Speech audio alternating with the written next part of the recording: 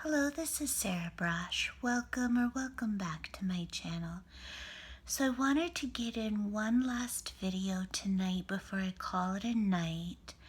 And I wanted to tell the story of when I was held at gunpoint by Texas State Highway patrolmen during a traffic stop just outside of San Antonio, Texas on the 10. I was driving the 10 through Texas, across Texas. I was making a cross-country drive.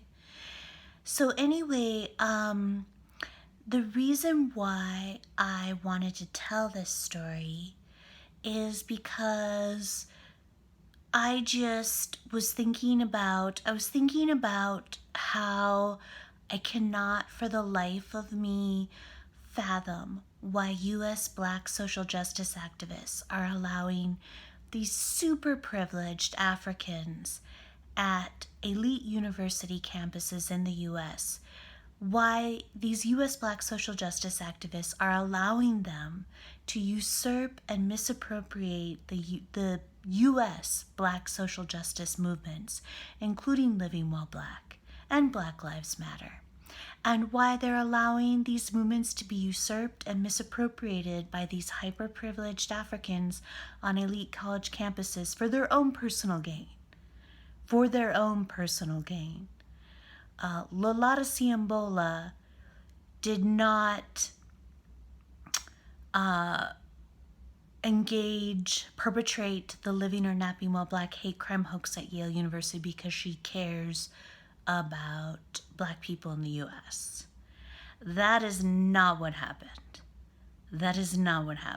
She cares about Lolade Siyonbola. She cares about elevating herself. She cares about self-aggrandizement. She cares about furthering her own career. She doesn't care about Black people in the U.S. No. Oh, no.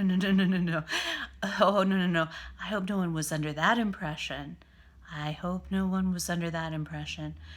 So, anyway, so I can't understand why they're allowing this to happen. Because by allowing these movements to be usurped, by allowing these hyper-privileged Africans on elite college campuses like Yale to perpetrate race and hate crime hoaxes for their own personal gain, those movements are being destroyed by these people. The Living While Black movement is defunct. It basically doesn't even exist anymore. And it's because it was usurped by charlatans and frauds like Lolade Siyonbola and Jean-Louis Renison, who perpetrated and propagated race and hate crime hoaxes like the Living or Napping While Black hate crime hoax at Yale for their own personal gain. And I don't understand why U.S. Black social justice activists are allowing this to happen. I cannot for the life of me figure out why U.S. Black social justice activists are allowing this to happen. I just can't. I'm completely flummoxed by it. So anyway, I've been thinking about that, in particular since the recent University of Virginia, what appears to also have been a race hoax of some kind. That incident occurred recently, and I've been giving this a lot of thought. And anyway, so I also have been giving a lot of thought to how absolutely, almost unimaginably disgusting and immoral it was for Lolade Siyonbola to invoke Sandra Bland's memory during the Living or Napping While Black hate crime hoax at Yale. That actually happened. Lolade Siyonbola invoked Sandra Bland's memory during the Living or Napping While Black hate crime hoax at Yale. She did. And that is such an immoral and gross violation. And it's still hard for me to believe that she did that. Still hard for me to believe that she did that.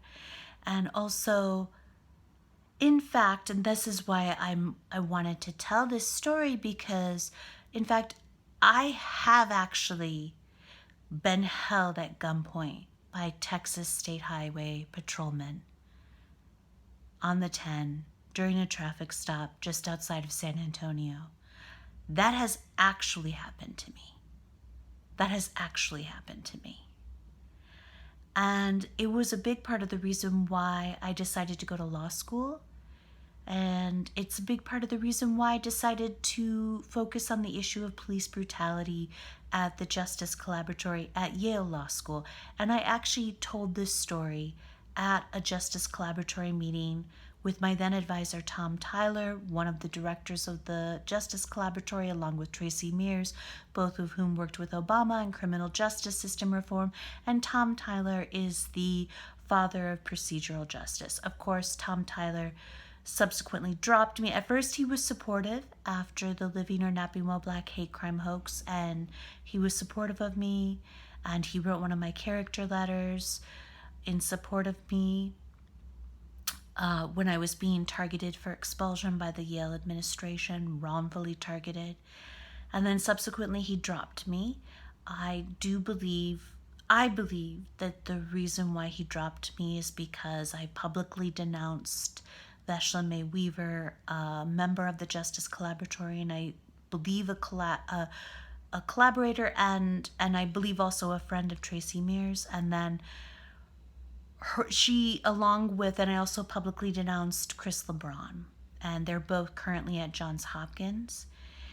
And both of these persons, after the Living or Napping While Black hate crime hoax, they used me as a proxy to get their revenge against Yale.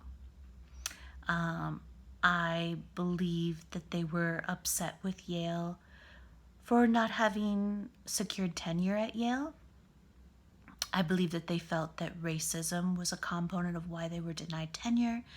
And now that they're at Johns Hopkins, they wanted to get revenge against Yale, and they saw the Living or Napping While Black hate crime hoax as the perfect opportunity. And they had no issue, no moral compunction whatsoever about using me as a proxy to get their revenge against Yale. Both Veshla May Weaver and Chris LeBron knew me. Chris LeBron knew me well. Veshla May Weaver did not know me that well, but she definitely knew of me. And she knew that I had engaged in anti-racism activism for years. Chris LeBron knew this very well, and I worked with him on more than one a conference at Yale, including the Joyce Mitchell Cook Conference, which was a conference to honor the first African-American woman in the U.S. to earn her PhD in philosophy. And I worked with him on that conference, so he knew me well. I can say that. And then, so after the Living or Napping While Black hate crime hoax at Yale, Veshla May Weaver wrote this absolutely ridiculous piece for Vox.com, and she told horrible and disgusting lies about me in this piece, and she tried to pass it off as some form of scholarship, which is even more disgusting. And I know for a fact that and then immediately thereafter, Chris LeBron tweeted it out, hashtag Sarah Braasch, saying that, this was just a brilliant piece about, horrible racist white people like me who police black and brown bodies in white spaces. So, yeah, it really hurt me. It really hurt me. I know at this point, why would I cry? I've been betrayed by so many people. I have been betrayed by, oh my God, I've been betrayed by so many people at this point. You would not even believe how many people have betrayed me at this point. But anyway, why would I even cry? Why would I even cry at this point? I'm going to be crying until kingdom come. Until the ends of the earth.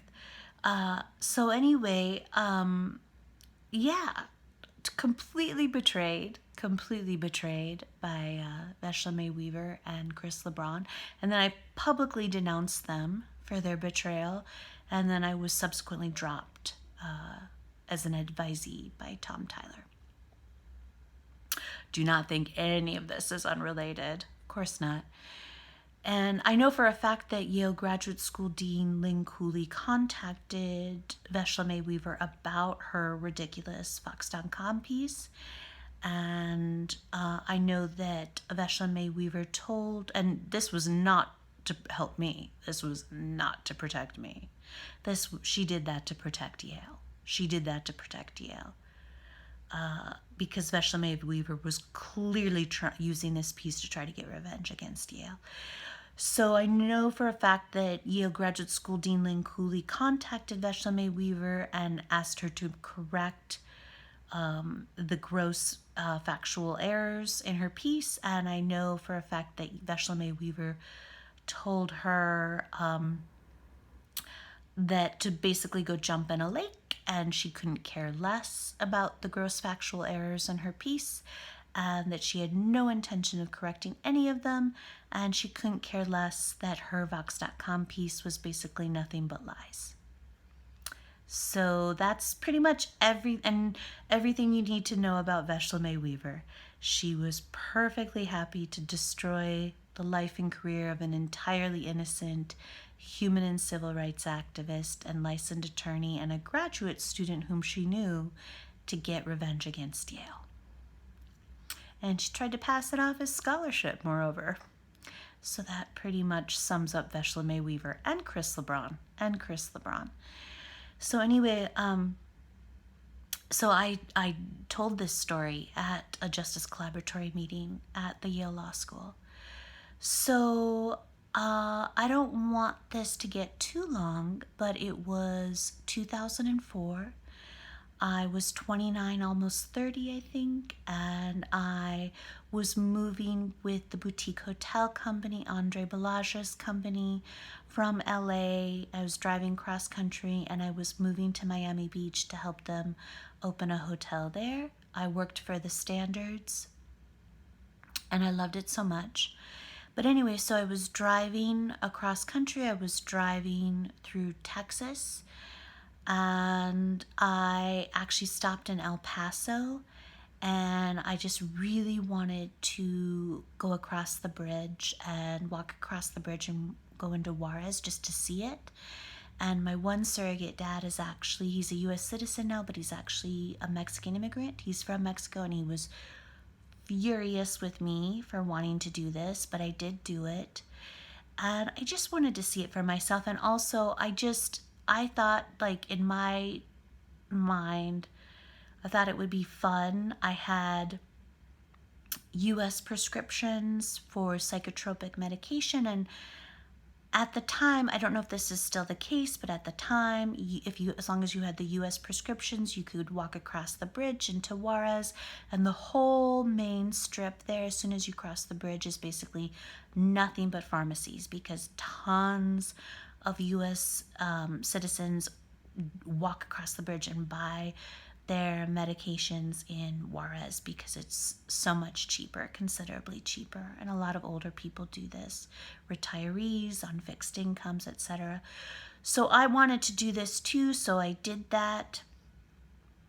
So I had these pills that I had bought in Juarez, and then I walked back across the bridge, and then it was getting a little bit later in the day, and so then I wanted to get on the road, and I wanted to get into San Antonio, and I wanted to spend the night in San Antonio, and I wanted to go see the Alamo. And so I was on the 10, and I can't remember exactly, but I think that once the sun goes down, you're supposed to go from 75 to 65, and I think I was still going 75. I think I was just intent on getting to San Antonio, and it just had sort of escaped me that I should have dropped down 10 miles per hour to 65 miles per hour.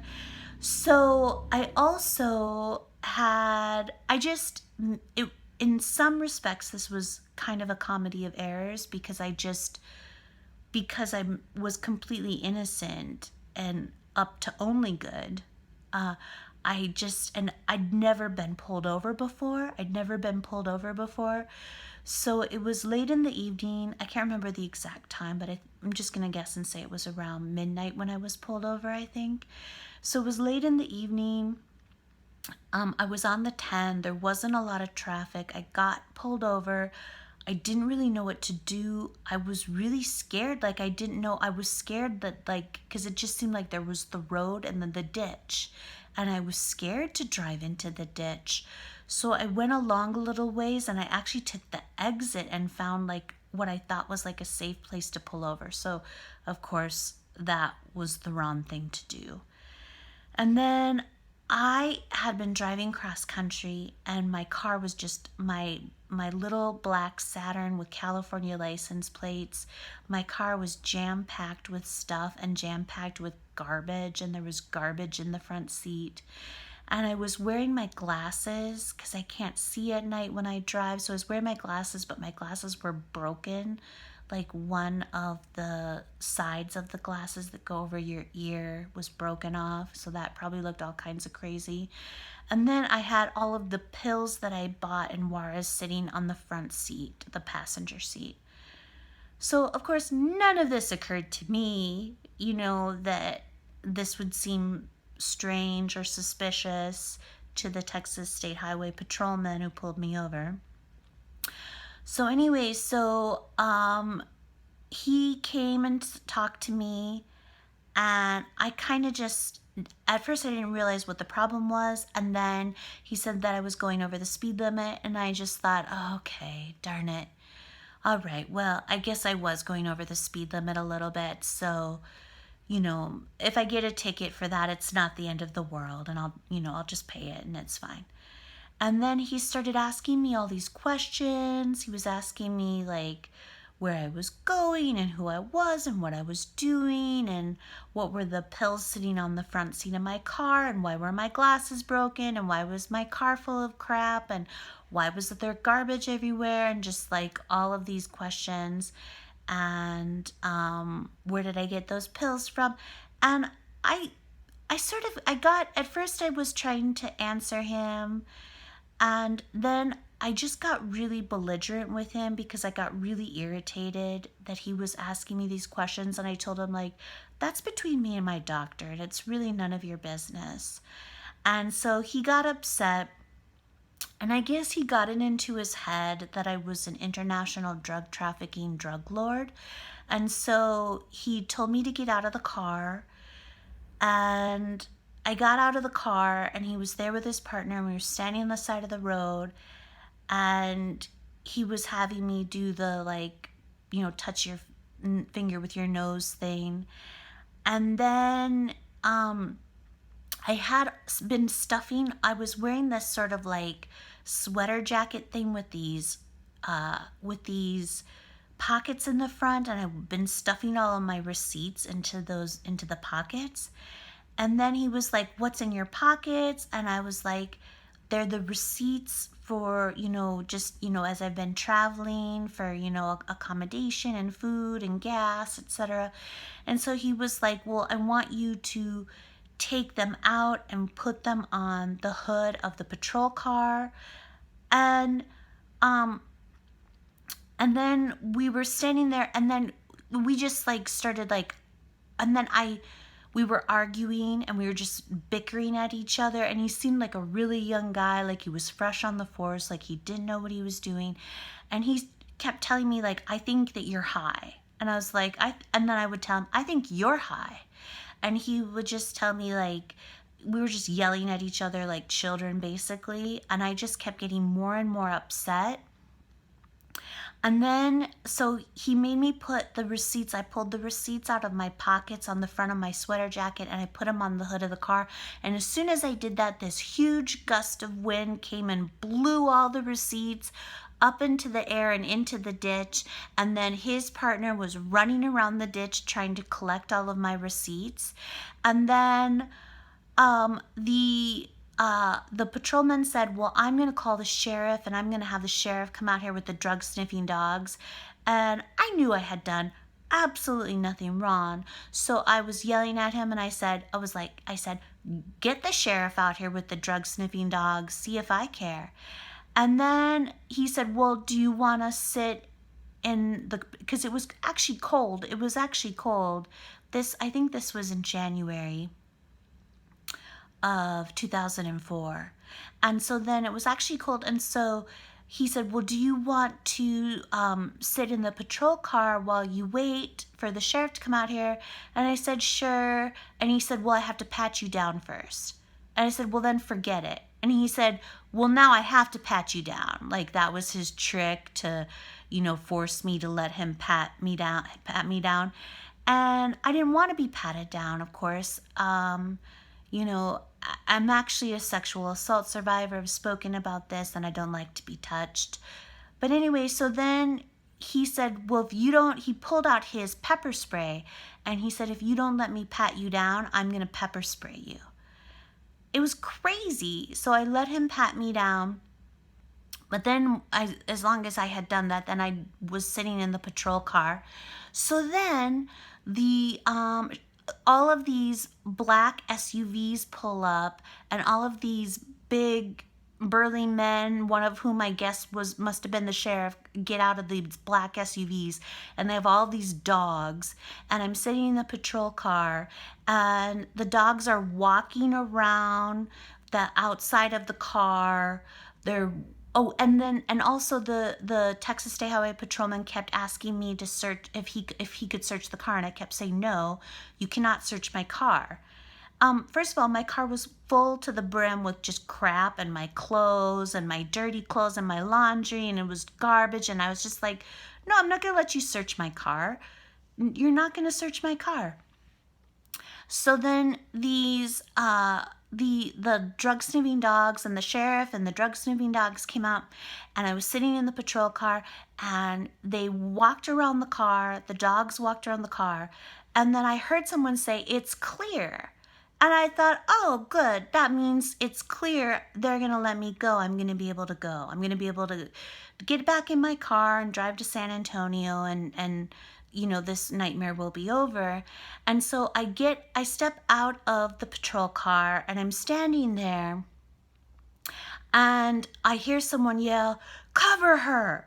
And all of these Texas State Highway Patrolmen and the sheriff and the sheriff's deputies, or whatever they're called, pull their guns on me. And I just open the patrol car back up and get back in the patrol car. So anyway, it's funny now. It wasn't funny then.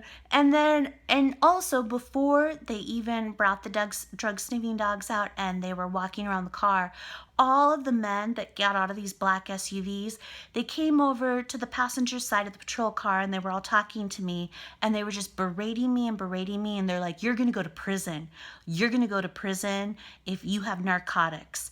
You're going to go to prison if you have narcotics. Let us search your car. And I said, okay, you're making fools of yourselves. I don't have narcotics, and I'm not going to let you search my car. And so they just kept berating me. And then it's really true, like the way they just like beat you down emotionally to a bloody pulp. And I was like sobbing and bawling, and I wish I hadn't done this. But I finally said, go ahead and search the car. So I was sitting in the patrol car, I'm bawling, and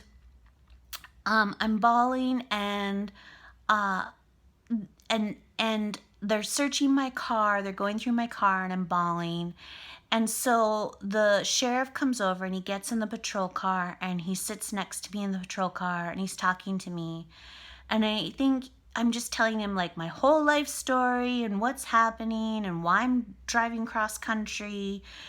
And I tell him everything, and I'm bawling, and I tell him I thought it would be fun to walk across the bridge and go into Juarez and buy drugs that I have U.S. prescription for at the pharmacies there on the main strip. And, like I thought that was like a little adventure and me doing something, dangerous,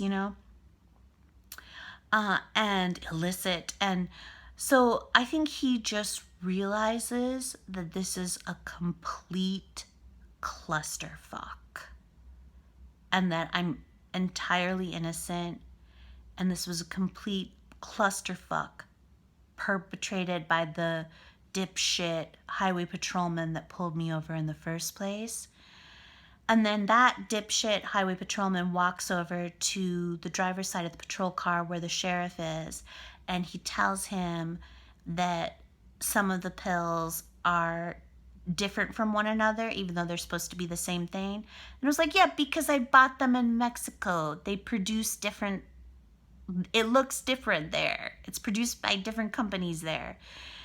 And so anyway, then the sheriff just says, I think he wanted to save face for the dipshit highway patrolman a little bit, but he just says, I'm not going to put her in prison because she bought some pills in Mexico, in Juarez. I had U.S. prescriptions. I don't know if that's still legal, but it was legal at the time. And anyway, so then he says that he's going to let me go. So they put everything back in my car that they had pulled out of my car.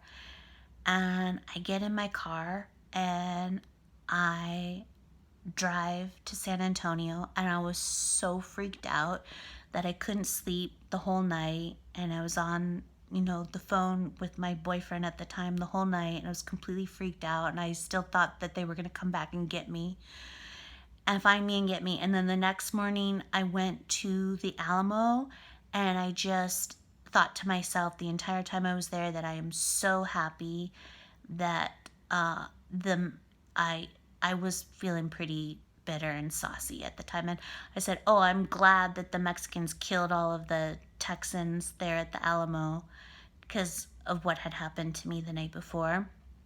And I mean, I kind of joke about it now. I mean, I'm not joking that much, but I kind of joke about it now. But obviously, it was a completely traumatizing experience. And, I was scared for my life. And they were horrible to me. They were absolutely horrible and nasty and awful to me. And I hadn't done anything wrong.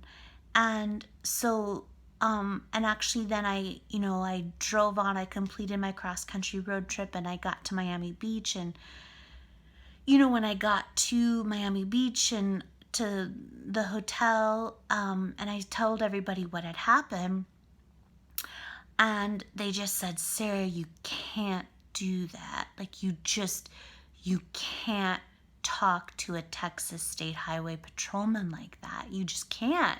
You just can't do that. And I just didn't know. I was just so angry at the way I was being treated. And then that was one of the reasons why I decided to go to law school, and also one of the reasons why I decided to focus on police brutality with the Justice Collaboratory at Yale Law School. So yeah, that's my story. It was pretty insane. It was pretty crazy what happened. It was just one of those situations that just like spiraled out of control, and it could have ended really badly for me. It could have ended really badly for me. I think the only reason that why it didn't is because that sheriff came and spoke with me, and he realized at some point that this was a clusterfuck and that it was a comedy of errors, a tragic comedy of errors, and that that basically the young dipshit Texas State Highway Patrolman had really fucked up and just lost his mind. He got all excited and thought he had captured some international drug trafficking drug lord. And meanwhile, I was just like a nobody driving cross country trying to get to San Antonio for the night, who was trying to get to Miami Beach ultimately for my job. And in a lot of ways, in some respects, not dissimilar to the situation that Sandra Bland found herself in, to be perfectly honest. Sandra Bland was driving cross country to start a new job, to start a new life, just like me. And what happened to her was like a complete clusterfuck that spiraled out of control. But for her, it ended really, really badly. Really, really badly. And every time I think about Sandra Bland in that cell, in that jail cell, it just breaks my heart. It just breaks my heart. What happened to her? She was just so distraught. She was just so distraught. She thought she was going there to start a new life, and then everything just fell apart for her, and she didn't know what to do. She didn't know what to do. I've been there. But anyway, I wanted to tell that story because I have actually been held at gunpoint by the Texas State Highway Patrol. And I think it is incredibly disgusting and horrifying and abhorrent and nefarious that Lolade Siyonbola invoked Sandra Bland's memory during the living or napping while Black hate crime hoax at Yale. And that's what I wanted to say. I'll have my PayPal, me, and GoFundMe links below. Please support me as I continue to fight for justice. I love you all so much. Take care. Good night.